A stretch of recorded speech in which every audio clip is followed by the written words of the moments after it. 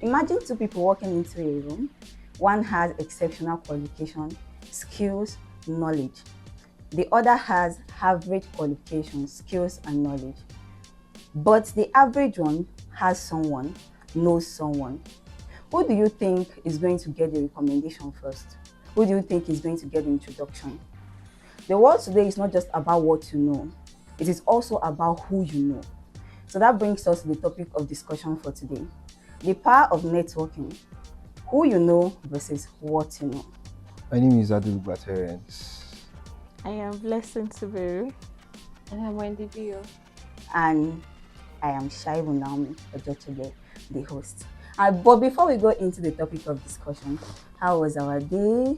How did you have your good night's rest, or was there any challenge? You care to share? Well, personally, I didn't sleep much. I had quite a lot to do over the night, so Okay. I was up. But we're good. We're good. Personally, I didn't sleep well, and I don't know why. I'm still very tired. Very It's tired. not just you. Like my sleep time comes in the morning. I feel like I should shift my time zones. And the worst part is that you just cannot. I eat breakfast and I don't function well. Oh, So it's safe to say there is something in the air that Yes. is Yes. sleepy. Okay, anyways, that is okay. I think it's the adulthood thing we have. Oh, Sometimes that we're just is- tired of the it's- adulthood and oh, all of that. So we'll get proper into the discussion for the day. The power of networking, what you know versus who you know. Okay. this feels like it's something because if you're a Nigerian, from this whole thing, Yeah. You you already already know, right? know, you already know what it is. You already know where to. I mean, what you know versus who you know. This is not really a tricky one, but it's a complex one because you can have this. I think the last discussion was skills and certificates, Yeah. and we said skills are better, but you can have the skills you need, right? And it will take you to certain levels, yeah. But you see who you know. You see this person sent me to you. Ah, This person sent me to you. that solved it all. It's as strong as. It's stronger than any Do qualification you get? you can ever have. I've seen people who were not qualified for. I've heard Certain stories, yes, positions. certain positions. But I mean, an uncle, an auntie just lobbied, and they are there, and they are learning to imagine your first role now is you leading.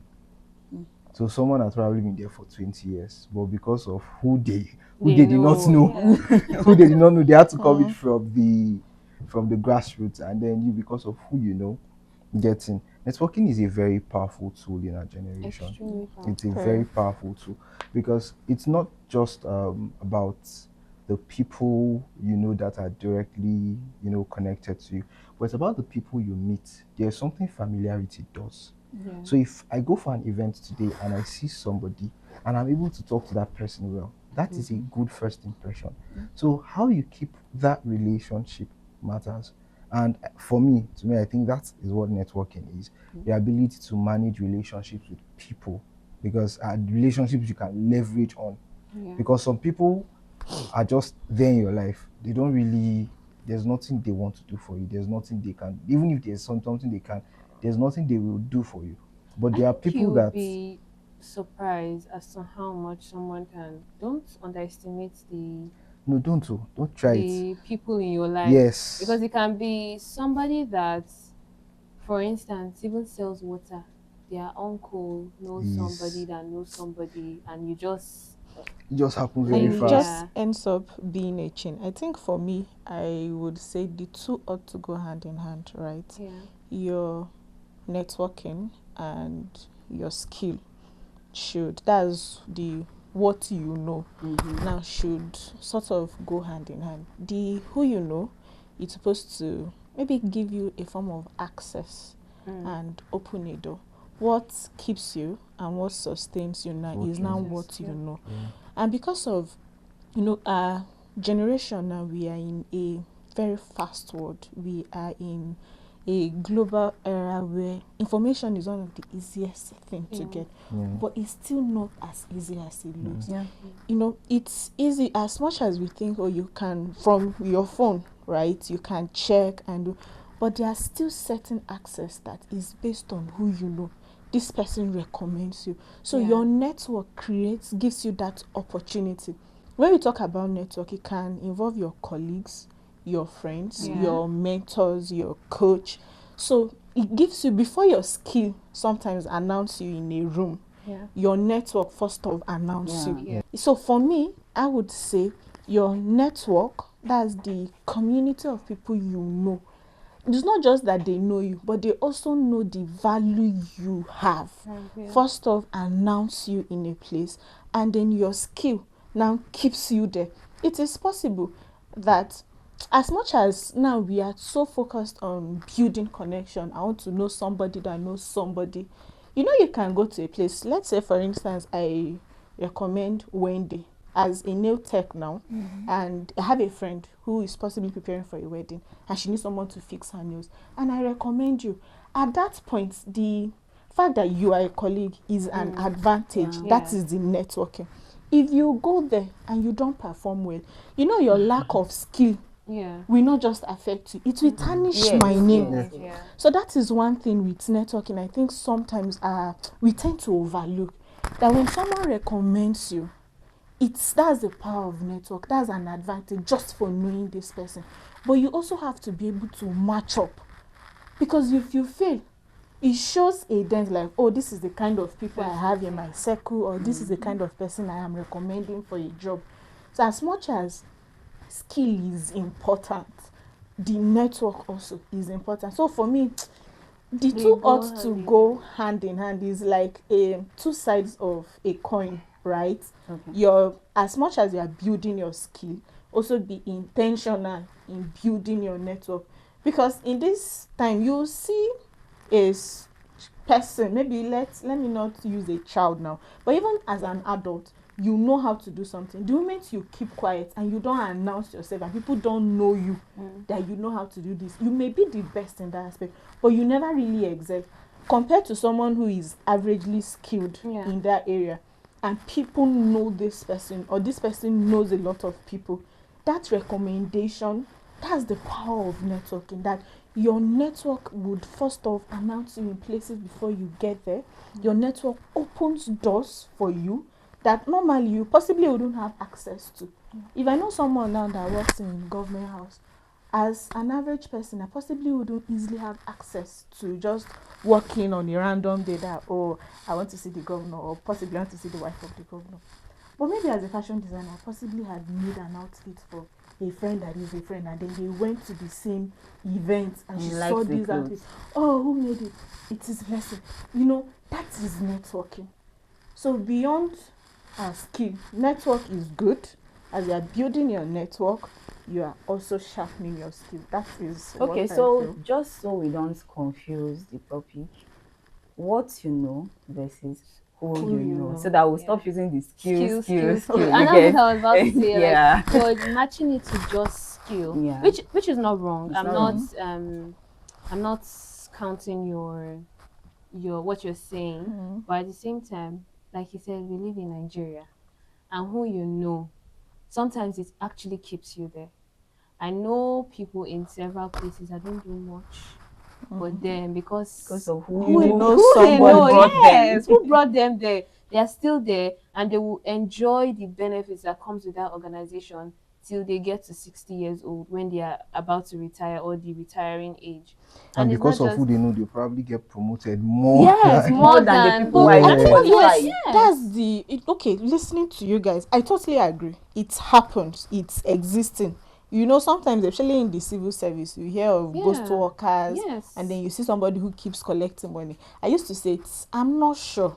I may be wrong, but I'm not sure. There are certain federal parastatals I can't recall really seeing their adverts publicized. I don't think there is even any that actually. So you see places like CBN, EFCC. There are certain major government parastatals that it's not as if vacancies. Because I used to think people would retire. Yeah. Certain promotions, people get promoted. People die, people leave, people get injured. But you never really get it because this information Is revolves around a circle. Yes. Sometimes even when you get to hear about it, let's be honest, our country really is just you may formality. apply for it. It's but before you know for a fact that except if you know somebody that knows somebody. Yeah. When I was in school and we were supposed to go for COS, there was most of my mates were putting in for oil companies. You know, as a chemistry student, you want to make small oil money when you are still in school. And they did a lot of aptitude tests and all of that. It got to a point. There was one person, not because he wasn't qualified, but the question is, who do you know? Who is recommending? It has happened to me. When I was to serve, when I came in for NYSC, there was a certain agency I really loved to work at. Like till today, maybe if there is that offer, I may consider it. I went to the office, met the person who was in charge of their branch in Gombe here, and I told him my course, just sort of sell your market now, you know. I told him what I could do, what I studied, and the man was happy. I was like, oh, that's good. Then the next question he asked me is, who sent you? No, but I told him I sent myself. Oh. And the next thing he told me that I get scared. He liked what he heard, you know, but usually before they take core members, it has to be based on recommendation from Abuja, like the headquarters. That one. You have to because it happened to me too. So it shattered me, and I think from that day I made a resolve. My children, in a way, are also going to, because the connection I will build today are going to be the connection that my children will say, I know somebody that knows somebody. One of my classmates used to say, you are my children's rich auntie, you are my children's rich auntie. Yeah, but when you were saying something. No, I mean, like, let me give you an instance. When I was doing my 100 level registration, we were on a very long line, and it felt like we were not going to leave that. Like, you know, and we just needed a stamp. We just needed a stamp. So my friend, her dad works, he's one of the high people there. So she now called her, like, Daddy, we're here, blah, blah, blah, blah, blah. And when he called the woman that was there, from where we were, I just joined myself. And I went there, and still did not even take up to 2 minutes. They just stamp. And you're out. The power of who you know. Exactly. But there's something I want to say, because there is also the power of what you know. Yeah. And I think that is way stronger than what you know, if you know how to use what you know. Yes. Okay. Now, say for example, there are certain people that have said, I worked my way up to the top, and there are people that have worked their way up. And in the process of working their way up, that's where they started knowing people. So at times, most people give up because of, I don't know anybody. I feel like people don't position themselves well enough. And when you're able to have certain conversations, that's why we tell people to read, know what's going on, so that when you get to a place and you're able to position yourself well, you might not know anybody. Yeah, but you might not, but the way you position yourself, the knowledge you have, like say what you know, will actually help you to know people. It will help you to get to that. When, like, for instance, let's assume there's a conference and Dangote is there or Tedola is there, and you dress well, you position yourself well, you walk with confidence, and you talk to these people. Before you know, they are giving you their cards. Yes. I've seen it happen to a lot of people. They'll give you their card, okay, call me. And just from one phone call, before you're already an acquaintance to the big guy. So when you are able to position yourself well and you have a certain level of confidence, I don't think there's any door you can't unlock. So that was why I started by saying that in building what you know, in building yourself, it may be sharpening your skill, getting more knowledge, and just generally self-development. You also intentionally build on who you know, because for me the two goes hand in hand. Sometimes there are certain places you want to go to, right? It's all about positioning and also learning to it's not just seize opportunity, create opportunities for yourself. That you have to start putting yourself in that circle to be known. We've heard stories of people who maybe they came from a very lonely background. Their father don't know anybody and all of that. But by the reason of what they can do. And networking for me is an intentional act. It's not something you stumble into.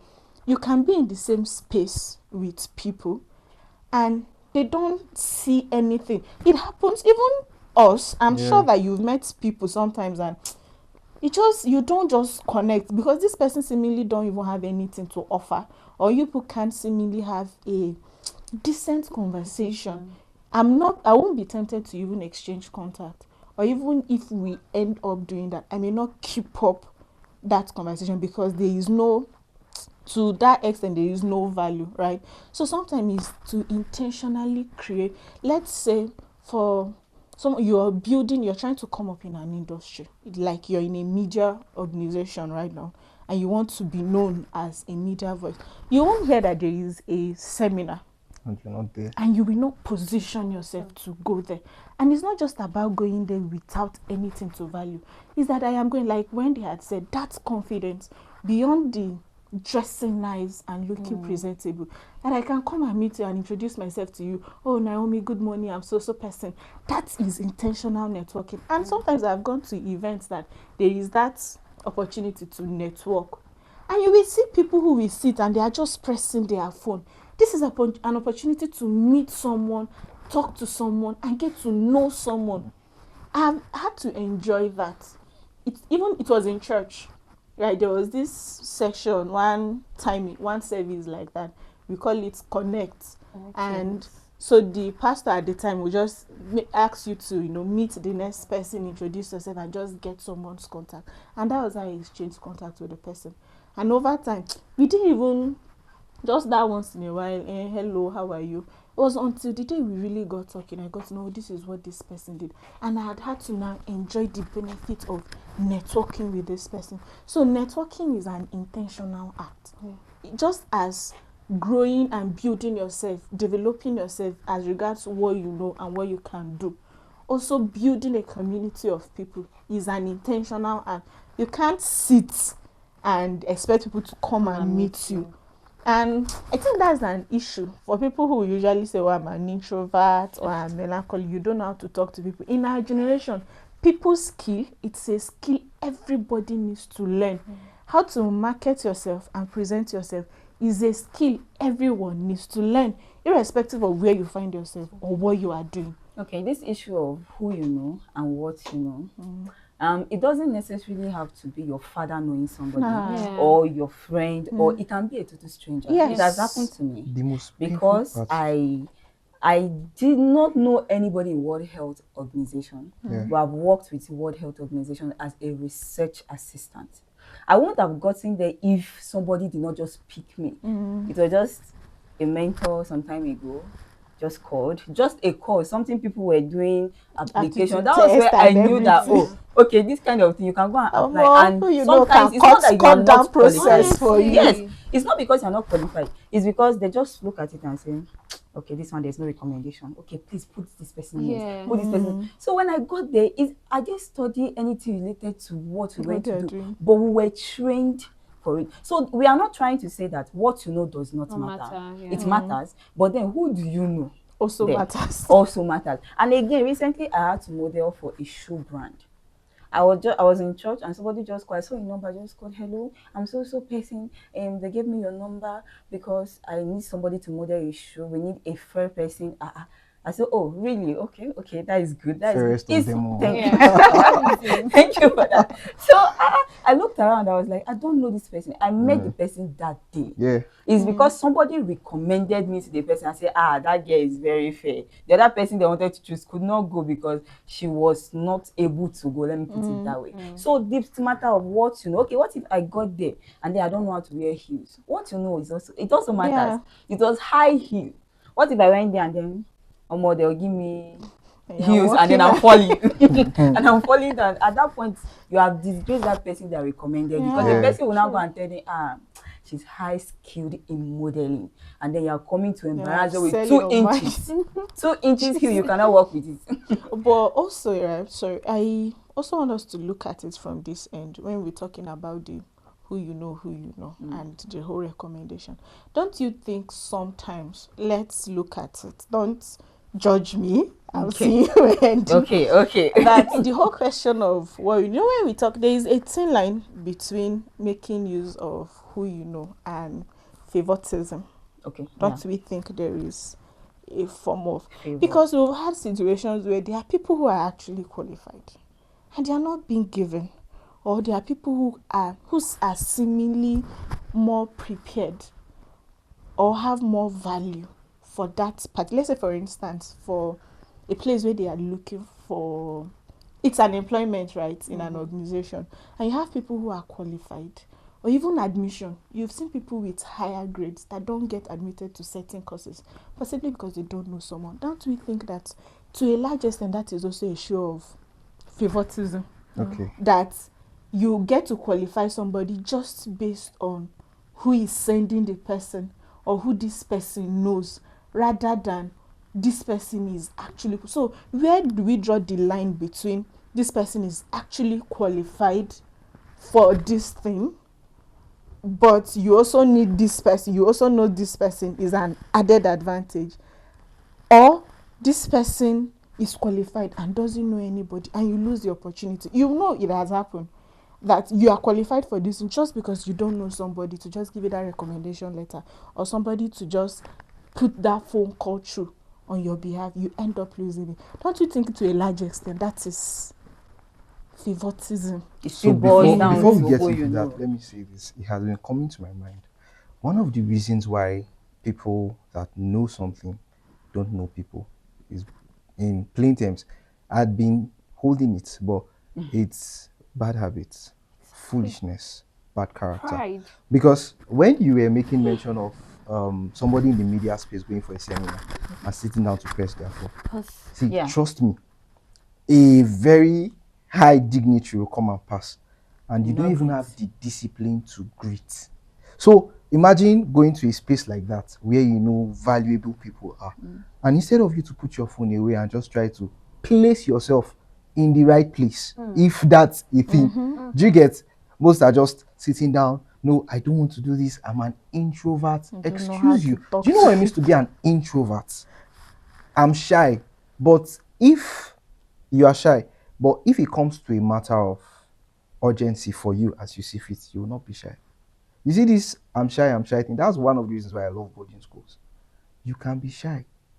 When you enter a boarding school, a normal boarding school, where nobody sends your father, and then maybe you're on the queue, and then food is finishing, stand at the back and say you are shy.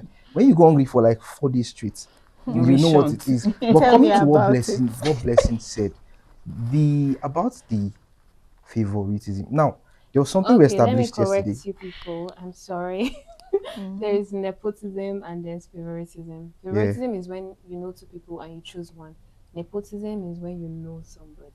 Okay, that's where the Nepo and Lapo baby came from. Exactly. So Nepo and Lapo, yeah. But then this is what I am saying is, most times why people don't get the things they go out for, because you made mention of somebody having the good grades and not getting the admission.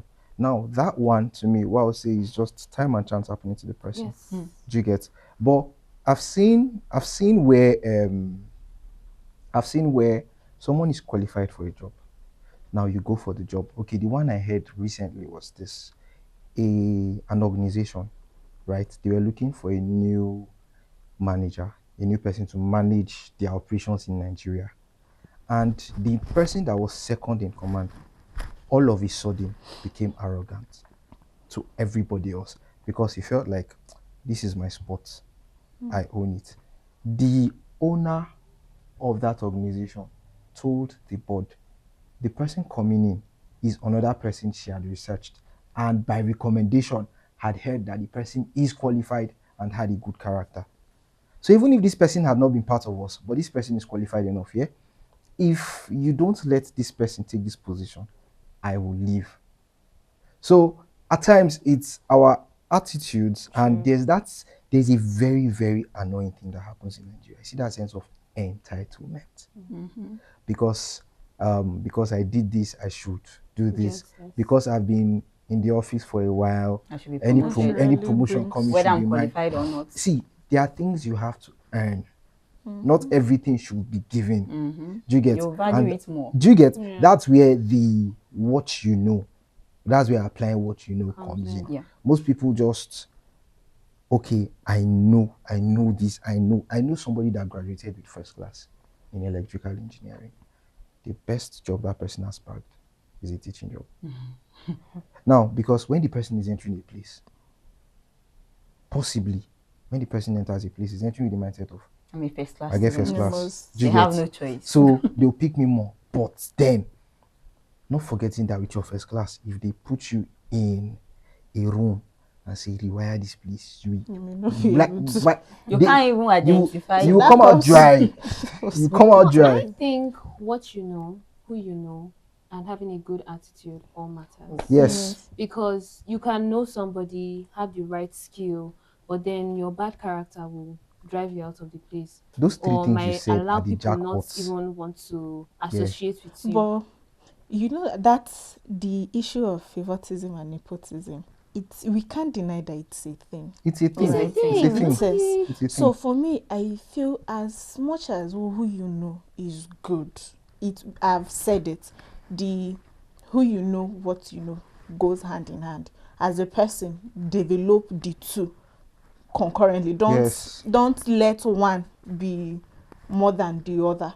But in that, we also, as a society, we cannot deny the fact that these are issues where we've had people who are actually qualified, had put in the effort, went through the process, but just because they don't know somebody, they end up not getting it. And somebody who, when the whole Nepo and Lapo baby thing came up, sometimes that this person, we've seen people who occupy certain positions and don't jack about it. They can't do, and they are still there because of who. Do you get? They are just there because of who they know or the person that recommended them for that position.